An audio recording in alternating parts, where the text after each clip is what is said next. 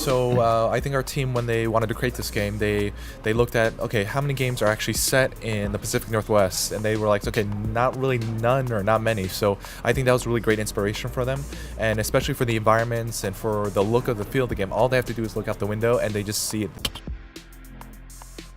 I think it helps because, you know, since they are so close to, because a lot of these guys have lived in Oregon, lived in Bend for, you know, 20 plus years, you know, ever since the Siphon Filter series.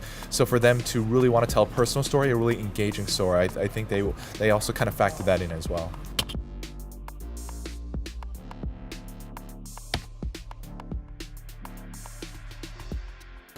I think you would have to confirm with John Garvin, our creative director, but I think it was a spur of like inspiration, like, you know, both around that time they were both really popular shows, and the idea of being able to create, you know, the idea of the horde where it is 50, 300, you know, even more than that, to come attack the player, and like, okay, what scenario would this work best in? What kind of vehicle would be fun to traverse, you know, Oregon in, and also be just a great, you know, thing that kind of sticks out. So I think it helped that the bike, not too many games really focus on that as well. So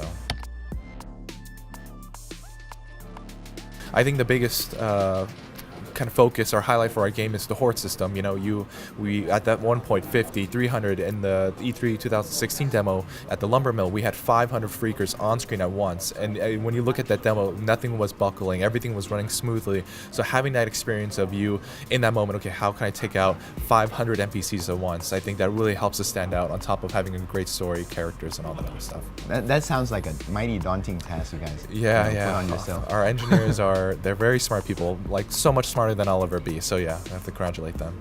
Did it take like a long time before you guys managed to get, you know, the horde system to where it is right now? I believe so. I think it's something that they kind of tested out, and it was like, okay, this could work, and then they started building it more. It's like, okay, what can we push it to? So when you play the game on November, when you play the game in April 26th, you'll see how far it goes. I mean, the freakers themselves are unique, you know, because the Walking Dead, they are dead, but with freakers, they are alive. They need to eat, sleep, drink, and if they don't, they're gonna die themselves. But having that kind of hive mentality, like and you know, we've been playing the demo, you lure one, the rest are just gonna come follow you, and they're so relentless. They're just not gonna stop until you're dead, until they can eat you. Yeah, I think their team and our, you know, creative director John Garvin wanted to, you know, put his little spin on like this kind of genre, and that was essentially with the freaker system. Yeah.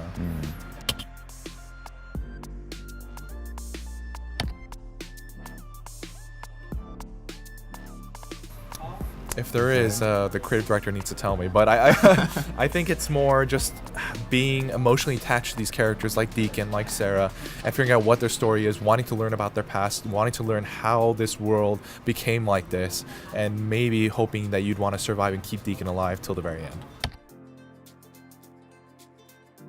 The more you play the game, the more you'll see these weapons that were built out of this world.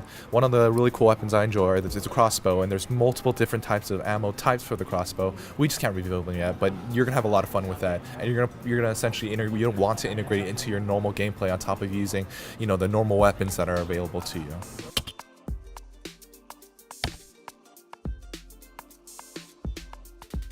Yeah, I mean, and not only against freakers, but against humans, and maybe even like animals or infected animals, because the second we have this system called the Freako system, which allows the AI to interact like with everything in the world. So, you know, you could be trying to take out an ambush camp, and you notice that there's a couple freakers along the way. So that in our game, that system is always active.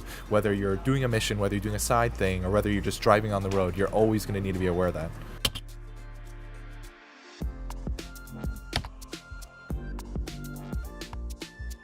I haven't tried that. I'm gonna try that. It works to the point where the second they, especially with the freakers, the second they see you, they're not gonna stop until they want to kill you. And really, the most effective way is running away on your bike. And if you don't have that near you, you're probably gonna die because you're gonna run out of stamina. But yeah, I'll give that a try later.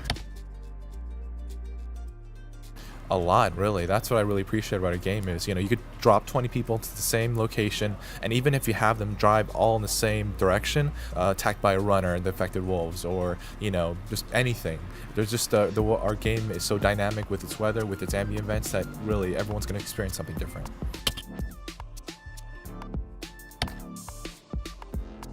Well, right now, the game Days Gone is just a single-player, game that's focused on the open world, the compelling story.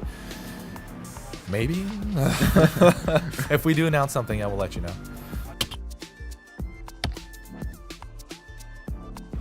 No comment. I have to ask, right? Oh yeah, sure. Yeah, sure. Enjoy your time in Thailand. Oh yeah, thank you.